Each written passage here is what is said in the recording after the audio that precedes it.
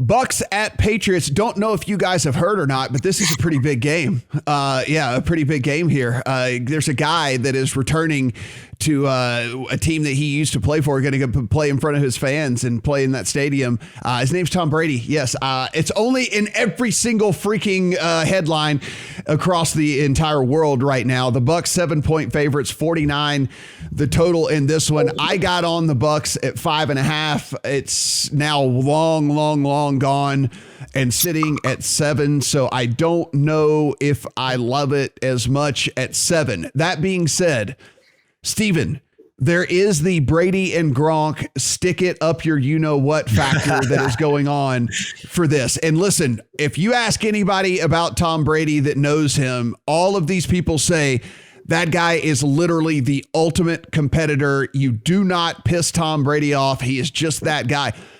I have a feeling, and I got it at 5.5. If I didn't have it, if I just fell from the sky right now and didn't know if 5.5 ever existed and I could have gotten a 7, I think I would still lay the 7 with this Bucs team going up against this Patriots team, because I honestly believe that Tom Brady and them are going to go out and try to prove that, yeah, it was me all along. It wasn't the system. It wasn't the coaching. It wasn't whatever. It was me. And then on top of that, I mean, the statistics kind of back this up as well. Look, you've got a team in the Patriots that just lost James White, who, by the way, we say running backs don't matter, but when it comes to a guy that's a safety valve for a rookie quarterback like James White, who also is as good in pass protection as James White is as well, that veteran presence in the huddle, that is not to be overlooked in an era of running backs don't matter. James White certainly matters for a rookie quarterback. And the other thing that we've seen just here from Mac Jones is he's a game manager. He's not a go out and win a game for you type of guy.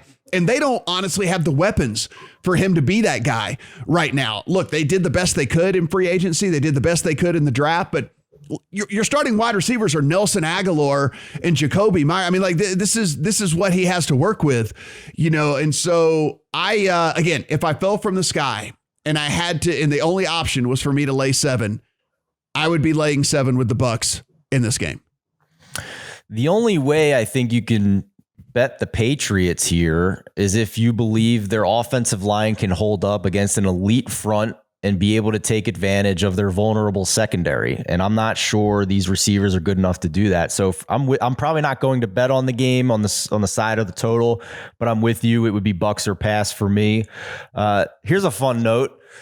There are some props out there for this record-breaking pass, and apparently Tom Brady has a 69% implied probability to break the Drew Brees passing record in the first quarter. So at 69%, you can also get Gronk to catch the record-breaking pass at a nice 4-1. So if you believe in the old Gronk 69 numerology, there you go. A very nice 4-1 for you. Brad, we have, look, Tampa coming off of a loss here, Patriots coming off of a loss as well.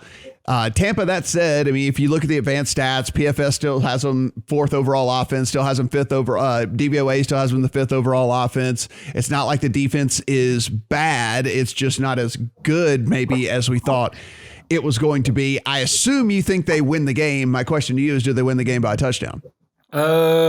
Probably. I've not bet it. I mean, I think it's safe to write off this game last week against the Rams. The Bucs actually won the success rate battle there, 51% to 44%. You know, they had a couple of big drops from Gronk, like a 30-yarder he dropped. He dropped a touchdown as well. They lost Jamel Dean. They were already thin at corner, and when Jamel Dean went down, you know, I think they lost hope of winning that game, to be honest. But they've obviously signed Richard Sherman to try and shore that up in the short term and the long term.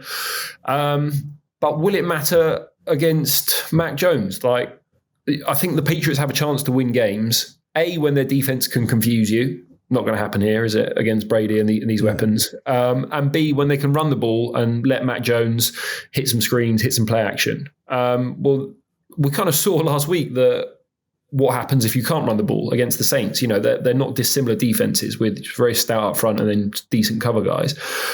He cannot push the ball deep with these receivers. So, yeah, I would be inclined to agree with you that it could be a bloodbath.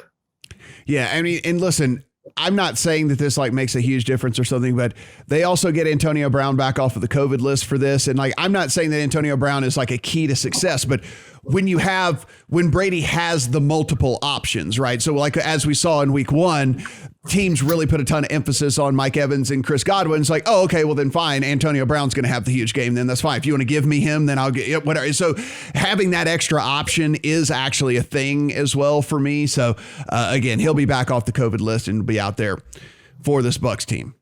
I think actually, just quickly, sorry, the way to play it could be Brady over 2.5 touchdowns. I'm seeing plus 125 on that. And I like that.